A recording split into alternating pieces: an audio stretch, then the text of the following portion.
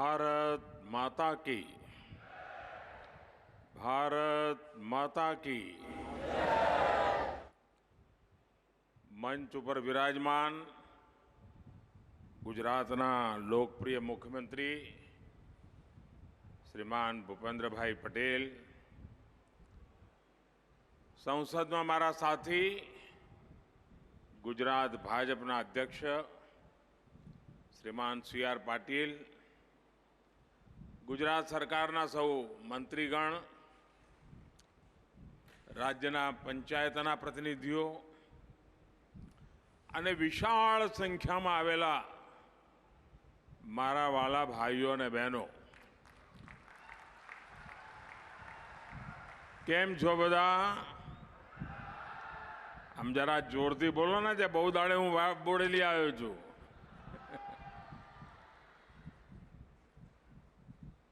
પહેલા તો કદાચ વર્ષમાં 2-3 વખત અહીં આવવાનું થતું હતું, અને એના પહેલા તો હું જ્યારે સંગઠનનું કામ કરતો તો વાર તહેવારે અહીંયા બોડેલી આંટો મારતો.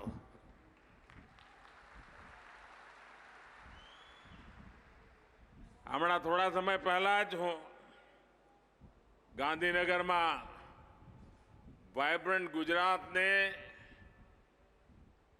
20 વર્ષની ઉજવણીના કાર્યક્રમમાં હતો. 20 વર્ષ વીતી ગયા અને હવે મારા આદિવાસી ભાઈઓ બહેનો વચ્ચે બોડેલી, છોટાઉદેપુર, આખું ઉમરગામથી અંબાજી સુધીનો પટ્ટો અનેકવિધ વિકાસની યોજનાઓ સાથે આપના દર્શન કરવાનો મોકો મળી રહ્યો છે. હમણાં જેમ મુખ્યમંત્રીજીએ કહ્યું, 5,000 કરોડ કરતા પણ વધારે રકમના ભાવિ પ્રોજેક્ટ માટેનો કોઈનું શિલાન્યાસ તો કોઈના લોકાર્પણનો મને અવસર મળ્યો. ગુજરાતના 22 જિલ્લા અને 7,500 ગ્રામ પંચાયતો હવે એને વાઈફાઈ પહોંચાડવાનું કામ આજે પૂર્ણ થયું છે. આપણે ઈ-ગ્રામ વિશ્વગ્રામ શરૂ કર્યું હતું. આ ઈ-ગ્રામ વિશ્વગ્રામની એક ઝલક છે, ઝલક. આમાં ગામડામાં રહેનાવાળા આપણા લાખો ગ્રામીણ ભાઈઓ બહેનોને હવે એમના માટે આ મોબાઈલ ને ઇન્ટરનેટ નવું નથી. ગામડામાં અમારી માતાઓ બહેનો બી હવે એને ઉપયોગ જાણે છે, અને જો છોકરો બહાર નોકરી કરતો હોય તો વિડીયો કોન્ફરન્સ પર વાત કરે છે.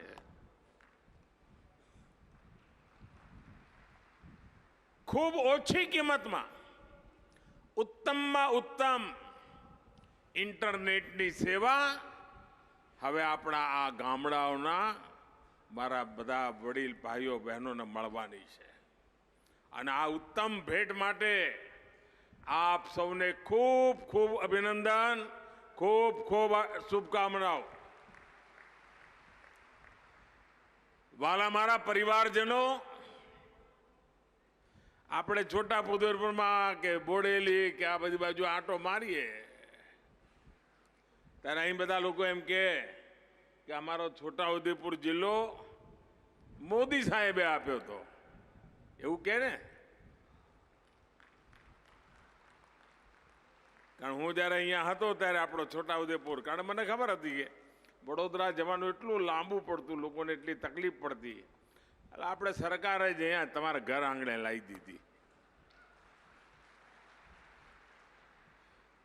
લોકો આજે પણ યાદ કરે છે કે નરેન્દ્રભાઈ અનેક મોટી મોટી યોજનાઓ, અનેક મોટા મોટા પ્રકલ્પ આપણા આખા ઉમરગામથી અંબાજી આદિવાસી પટ્ટામાં આરંભ કર્યા. પરંતુ મારે માટે તો મુખ્યમંત્રી પહેલા પણ અહીંની ધરતી સાથે નાતો રહ્યો છે, અહીંના ગામડાઓ સાથે નાતો રહ્યો છે, અહીંના મારા આદિવાસી પરિવારો સાથે નાતો રહ્યો છે. અને આ બધું કઈ મુખ્યમંત્રી કે પ્રધાનમંત્રી બન્યો પછી થયું જેવું નથી. એનાથી પણ પહેલેથી. અને ત્યારે તો હું એક સામાન્ય કાર્યકર્તા તરીકે બસમાં આવું અને છોટાઉદેપુર આવું તો મારે લેલે દાદાની ઝૂંપડીમાં જવું. અને લેલે દાદાની અહીંયા ઘણા બધા હશે જેમણે લેલે દાદા જોડે કામ કર્યું હશે. અને આ બાજુ દાહોદથી ઉમરગામનો આખો પટ્ટો જુઓ તો લીમડી કો, સંતરામપુર કો, જાલોદ કો, દાહોદ કો, ગોધરા, હાલોલ, કાલોલ. આમ જ્યારે મારો રૂટ જ રહેતો, બસમાં આવવાનું, બધાને મળીને કામ કાર્યક્રમો કરીને હાલવાનું. ક્યારેક નવરો પડું તો કાયાવરોણ જઈ આવું, મહાદેવના ભોલેનાથના ચરણોમાં જરા આંટો મારી આવું. અનેક અમારા માલસરમાં કહો કે અમારા પોરગામ કહો કે પોરમાં યા નારેશ્વર પણ મારું બહુ જવાનું થતું. કરનાળી અનેક વાર જતો, સાવલી. અને સાવલીમાં તો શિક્ષણના જે કામો થતા ત્યારે એક સ્વામીજી હતા, અનેક વાર એમની સાથે સત્સંગ કરવાનો મોકો મળતો. ભાદરવા લાંબા સમય સુધી ભાદરવાની વિકાસની યાત્રા સાથે જોડાવાનો મને અવસર મળ્યો. એનો અર્થ એ તો કે મારા આ વિસ્તાર સાથેનો નાતો એટલો બધો નિકટનો નાતો રહ્યો. અનેક ગામોમાં રાતવાસો કર્યો હશે, અનેક ગામોની મુલાકાત કરી હશે. અને ક્યારેક સાયકલ ઉપર તો ક્યારેક પગપાળા તો ક્યારેક બસમાં, જે મળે લઈને તમારી વચ્ચે કામ કરતો હતો. અને અનેક એવા જૂના જૂના સાથીઓ છે. આજે હું CR પાટીલનો અને ભૂપેન્દ્રભાઈનો આભાર માનું છું કે જ્યારે અંદર મને જીપમાં આવવાનો મોકો મળ્યો, ખૂબ જૂના લોકોના દર્શન કરવાનો મોકો મળ્યો. બધા જૂના લોકો આજે યાદ આવતા હતા, બધાને જોતો હતો હું. જૂની યાદો યાદ તાજી થતી હતી. અનેક કુટુંબો સાથે નાતો રહ્યો, અનેક ઘરો સાથે બેસવા ઉઠવાનું થયું. અને મેં છોટાઉદેપુરને અહીંની સ્થિતિ પરિસ્થિતિ આ બધું જ બહુ ખૂબ નજીકથી જોયું છે. આખા આદિવાસી પટ્ટાને બહુ ઝીણવટપૂર્વક જાણ્યો છે. અને ત્યારથી સરકારમાં આવ્યો એટલે મને એમ થાય કે મારે આ મારા આખા પટ્ટાનો વિકાસ કરવો છે, આદિવાસી ક્ષેત્રોનો વિકાસ કરવો છે. એના માટે વિશેષ યોજનાઓ લઈને હું આવ્યો. અને યોજનાઓના જે લાભ પણ મળી રહ્યા છે, અનેક કાર્યક્રમો લાગુ કર્યા. અને આજે એના સકારાત્મક લાભ પણ આપણને જમીન પર જોવા મળે છે.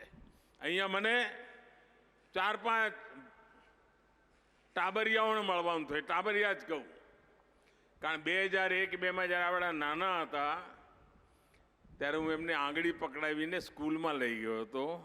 અને આજે એમાંથી કોઈ ડૉક્ટર બની ગયું, કોઈ શિક્ષક બની ગયું. અને એ બાળકોને મને મળવાનો મોકો મળ્યો. અને ત્યારે મનમાં વિશ્વાસ પાકો થાય છે કે તમે સદઈચ્છાથી સાચું કરવાની ભૂમિકાથી કાંઈ પણ નાનકડું કામ કર્યું હોય ને એ ઉગી નીકળતું હોય છે ને. એ આજે મને મારી આંખ સામે જોવા મળ્યું. ભાઈઓ, એટલી બધી ટાળક વળે ને મનમાં, એટલો સાતા વળે, એટલો બધો સંતોષ થાય કે એ વખતનો પરિશ્રમ આજે રંગ લાવી રહ્યો છે. ઉમંગ અને ઉત્સાહથી આ ભૂલકાઓને જોયા આનંદ થઈ ગયો. મારા પરિવારજનો, સારી શાળાઓ બની ગઈ, સરસ મજાની સડકો બની ગઈ, સરસ મજાના ઉત્તમ પ્રકારના હવે મકાનો મળવા લાગ્યા, પાણીની સુવિધાઓ થવા માંડી. આ બધી જ ચીજોનું ખૂબ મહત્વ છે. પરંતુ એ સામાન્ય પરિવારના જીવનને બદલતી હોય છે. એ ગરીબ પરિવારના વિચારવાની શક્તિને પણ પરિવર્તિત કરી દેતી હોય છે. અને હંમેશા ગરીબોને ઘર, પીવાનું પાણી, સડક, વીજળી, શિક્ષણ અને મિશન મોડ પર કરવા માટેની આપણી પ્રાથમિકતા રહી. હું ગરીબોની ચુનૌતીઓ શું હોય છે, પડકારો શું હોય છે, એને ભલી ભાંતિ ઓળખું અને એટલા માટે એના સમાધાન માટે પણ મથામણ કરતો હોઉં છું. આટલા ઓછા સમયમાં દેશભરમાં અને મારા ગુજરાતના વાલા ભાઈઓ બહેનો, આ તમારી વચ્ચે મોટો થયો છું એના કારણે મને સંતોષ છે કે આજે દેશભરમાં ગરીબો માટે 4 કરોડથી વધારે પાકા ઘર આપણે બનાવી દીધા. 4 કરોડથી વધારે. પહેલાની સરકારોમાં ગરીબોનો ઘર બને ને તો એના માટે એ ગરીબનું ઘર એક ગણતરી હોય, એક આંકડો હોય, 100, 200, 500, 800, 1000 જે હોય તે. અમારે માટે ઘર બને એટલે ગણતરીનો મામલો ખાલી નથી હોતો. ઘર બને એટલે ઘરના આંકડા પૂરા કરવાનું કામ નથી હોતું. અમારે માટે તો ગરીબનું ઘર બને એટલે એને ગરિમા મળે, એના માટે અમે કામ કરતા હોઈએ છીએ. ગરિમાપૂર્ણ જીવન જીવે એના માટે કામ કરતા હોય છે. અને આ ઘરો અમારા આદિવાસી ભાઈ બહેનોને મળે અને પાછું એમને જોઈએ એવું ઘર બનાવવાનું. એમાં નહીં કે અમે 4 દિવાલો દોરીને આપી દીધી તમારે કરો, ના. આદિવાસીને સ્થાનિક સાધનોથી જેવું બનાવવું એવું. અને વચ્ચે કોઈ વચોટીઓ જ નહીં. સીધા સરકારમાંથી પૈસા એના ખાતામાં જમા થાય અને તું તારી મરજી પડે એવું ઘર બનાવ ભાઈ. તારે બકરા બાંધવાની જગ્યા જોઈતી હોય કર, એમાં તારે મરઘાની જગ્યા જોઈતી હોય તો એ કર. તારી મરજી પ્રમાણેનું ઘર બનાવ. આ અમારી ભૂમિકા રહી. આદિવાસી હોય, દલિત હોય, પીછડા હોય, એમના માટે મકાનો મળે, એમની જરૂરત પ્રમાણે મળે અને એમના પોતાના પ્રયત્નથી બને. સરકાર પૈસા ચૂકવે એવા લાખો ઘર અમારી બહેનોના નામ પર થયા અને એક એક ઘર 1.5, 2 લાખ રૂપિયાના બન્યા છે. એટલે મારી આવી દેશની કરોડો બહેનો અને મારા ગુજરાતની લાખો બહેનો જે હવે લખપતિ દીદી બની ગઈ છે. લખપતિ દીદી 1.5-2 લાખનું ઘર એના નામે થઈ ગયું એટલે તો લખપતિ દીદી થઈ ગઈ. મારા નામે હજુ ઘર નથી, પણ મારા દેશની લાખો દીકરીઓના નામે ઘર કરી દીધા. સાથીઓ, પાણીની પહેલા કેવી સ્થિતિ હતી આ ગુજરાતના ગામડાના લોકો બરાબર જાણે છે. આપણા આદિવાસી પટ્ટામાં તો કે સાહેબ નેવાના પાણી મોભે થોડા ચડે, અમે તો ટેકરાળ વસ્તીમાં રહેતા હોઈએ અને અમારે ત્યાં પાણી ક્યાંથી ઉપર આવે. આ પાણીના સંકટને પણ આપણે પડકાર ઝીલી લીધો અને ભલે નેવાના પાણી મોભે ચડાવવા પડે ચડાવ્યા અને પાણી ઘેર ઘેર પહોંચાડવા માટે જહેમત કરી અને આજે નળથી જળ આવે એની વ્યવસ્થાઓ કરી.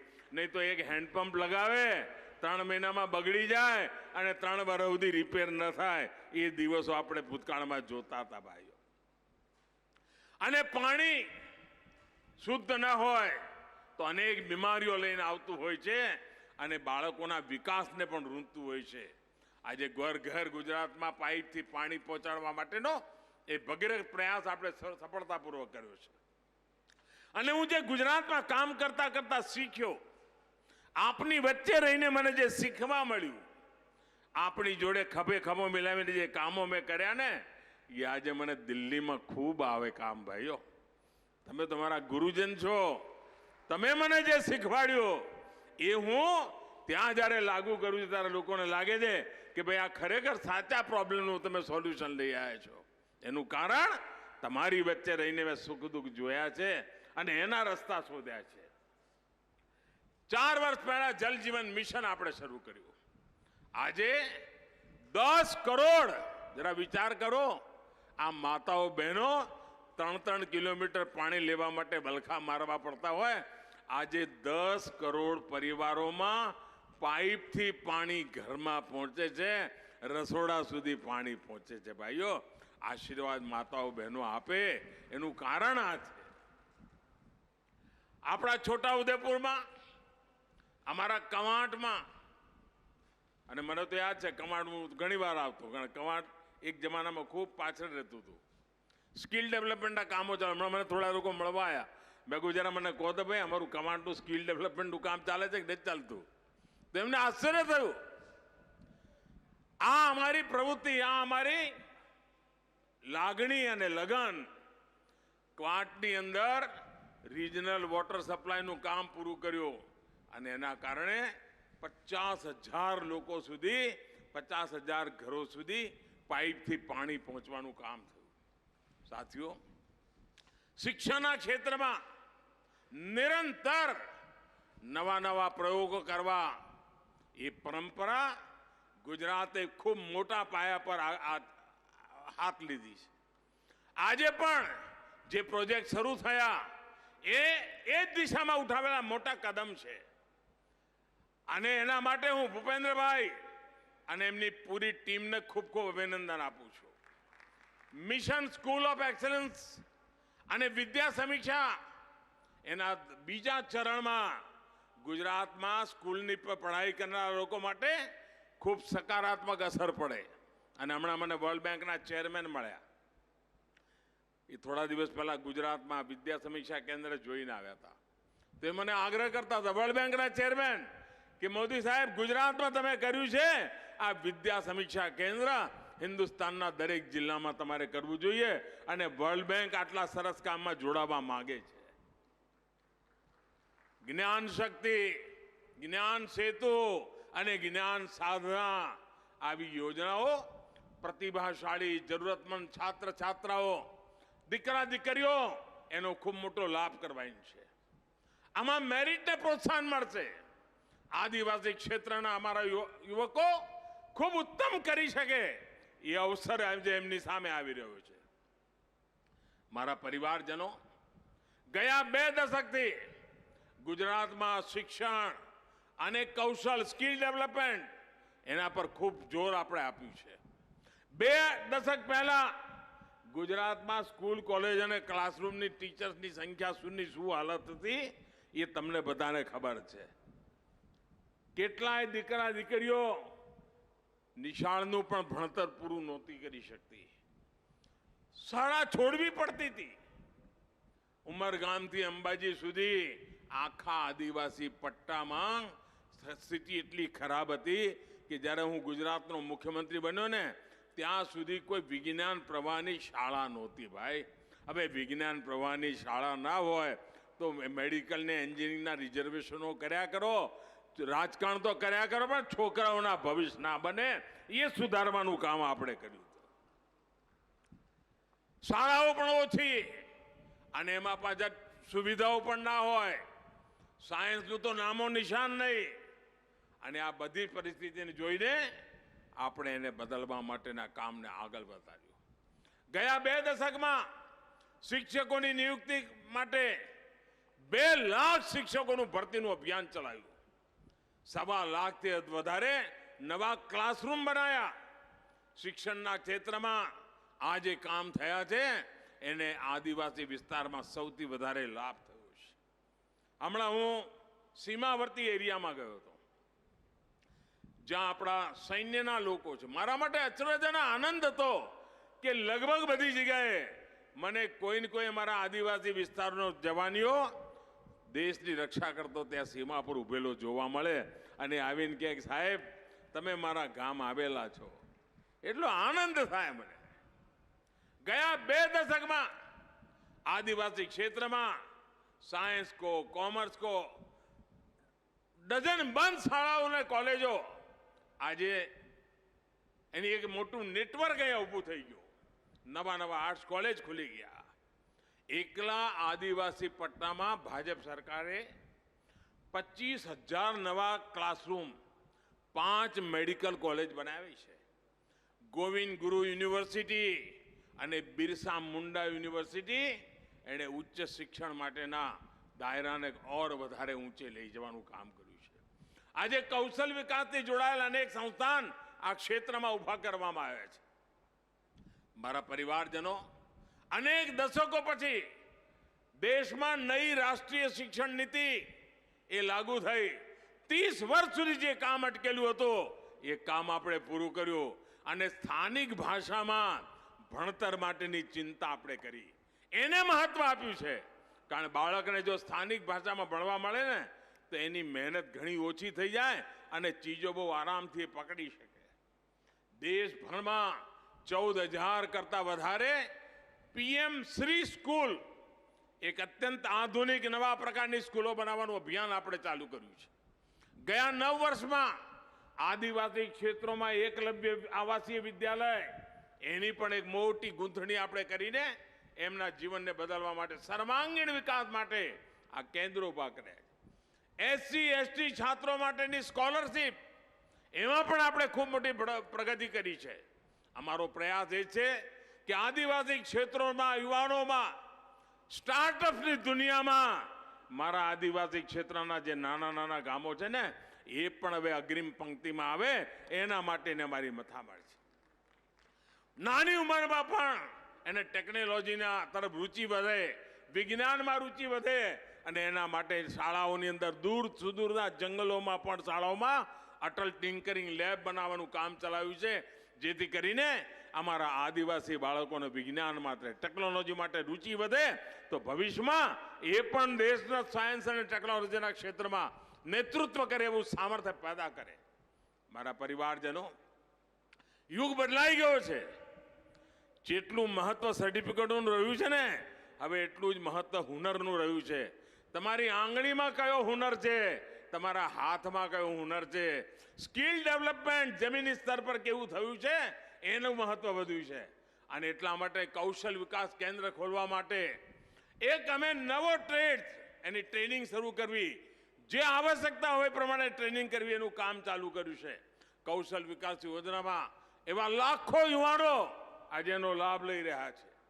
એકવાર કામ શીખી લે ને પછી એ યુવા જો પોતાનો રોજગાર કરવા માટે તો મુદ્રા યોજના વગર ગેરંટીએ બેંકમાંથી એને લોન મળે, અને લોન મળે તો એની ગેરંટી કોની?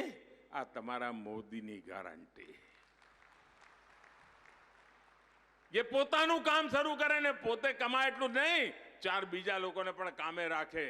વનબંધુ કલ્યાણ યોજના, એના તહત સ્કિલ ટ્રેનિંગની પણ કામ આપણે ત્યાં ચાલી રહ્યું છે. ગુજરાતના 50થી વધારે આદિવાસી તાલુકાઓમાં આજે ITIનું પણ સ્કિલ ડેવલપમેન્ટના મોટા કેન્દ્રો ધમધમી રહ્યા છે. આજે આદિવાસી ક્ષેત્રમાં વંદન કેન્દ્ર ચાલી રહ્યા છે. એમાં 11 લાખથી વધારે આદિવાસી ભાઈઓ બહેનો એમાં શિક્ષણ લઈ રહ્યા છે, કમાઈ કરી રહ્યા છે, અને બંધન કેન્દ્રોમાં પણ વેપાર રોજગારને આગળ વધારે છે. આદિવાસી સાથીઓ માટે જે શિલ્પના નવા બજાર મળે, એમની પાસે જે હુનર છે, એ કલાના ઉત્પાદનને, એમના ચિત્રોને, એમની કલાકારીને, એના માટે વિશેષ દુકાનો ખોલવાનું કામ ચાલી રહ્યું છે. સાથીઓ, અમે કેવી રીતે જમીની સ્તર પર કૌશલ વિકાસ પર બળ આપ્યું છે, એનું એક તાજું ઉદાહરણ હમણાં તમે જોયું હશે કે વિશ્વકર્મા જયંતિના દિવસે 17 તારીખે વિશ્વકર્મા, પ્રધાનમંત્રી વિશ્વકર્મા યોજના લાગુ કરી ગઈ.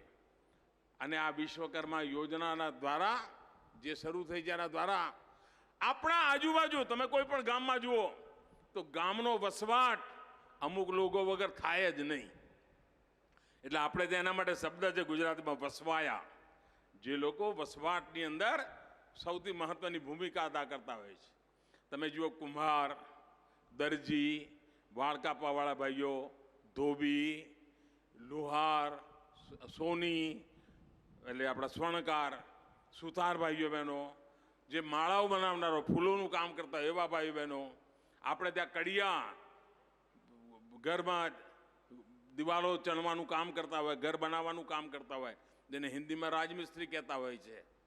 એમ એવા જુદા જુદા કામો કરનારા લોકો, એમના માટે કરોડો રૂપિયાની પ્રધાનમંત્રી વિશ્વકર્મા યોજના શરૂ કરી છે, જેથી કરીને એમના જે પરંપરાગત પરિવારનો વ્યવસાય છે એમની ટ્રેનિંગ મળે, આધુનિક ઓજારો મળે, એમના માટે નવી નવી ડિઝાઇન મળે, અને એ જે ઉત્પાદન કરે દુનિયાના બજારમાં વેચાય.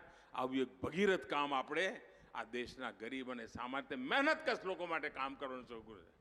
અને એના કારણે શિલ્પકારોની ખૂબ મોટી સમૃદ્ધિ, આ પરંપરા જે છે એ પરંપરા આગળ વધવાની છે. અને હવે એમને કોઈની ચિંતા કરવાની જરૂર નથી. એવી રીતે આગળ વધે એવી રીતે કામ આપણે કરી રહ્યા છે. ભાઈઓ બહેનો,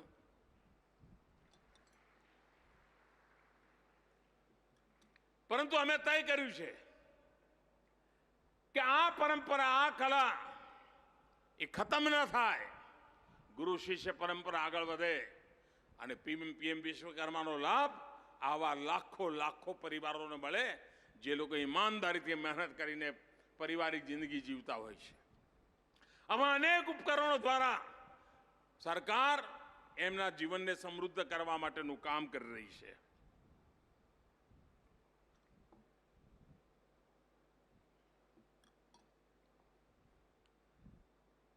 ખૂબ ઓછા વ્યાજે લાખો રૂપિયાનું ઋણ એમને મળે એની ચિંતા.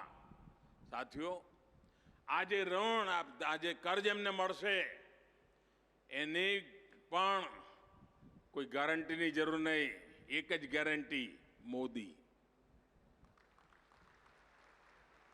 મોદી એની ગેરંટી લીધી છે, સરકારે એની ગેરંટી લીધી છે.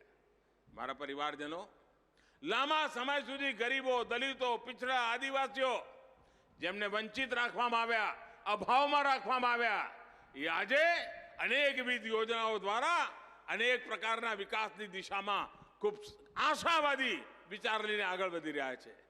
આઝાદીના આટલા બધા દશકો બાદ આદિવાસી ગૌરવ માટે, સન્માન માટે મને અવસર મળ્યો. હવે ભગવાન બિરસા મુંડા એમનો જે જન્મદિવસ છે એને જનજાતીય ગૌરવ દિવસ તરીકે આખો હિન્દુસ્તાન મનાવે છે. આ દિશામાં આપણે કામ કર્યું છે. જનજાતીય સમુદાયના બજેટમાં ભાજપા સરકારે પહેલાના તુલનામાં 5 ગણો વધારો કર્યો છે. 22 લાખ પટ્ટા અમારા આદિવાસી ભાઈઓ બહેનોને આપવાનું કામ કર્યું છે. કઈ થોડા દિવસ પહેલા દેશે એક મહત્વનું કામ કર્યું. ભારતની નવી સંસદ શરૂ થઈ અને નવી સંસદમાં પહેલો કાયદો બન્યો નારી શક્તિ વંદન અધિનિયમ. આ દેશની માતાઓ બહેનો એમને હક આપવાનું કામ દશકાઓથી લટકતું પડ્યું હતું. એને તમારા આશીર્વાદથી આપણે પૂરું કરી શક્યા. અને આજે જે લોકો એના માટે વાતો કરે છે ને મોટી મોટી, એમને જરા પૂછજો કે આટલા બધા દશકા ગયા તમે શું કરવા આમ રોકીને બેઠા હતા ભાઈ? અમારી માતાઓ બહેનોને પહેલા અધિકાર આપ્યા હોત તો કેટલા આગળ નીકળી ગયા હોત.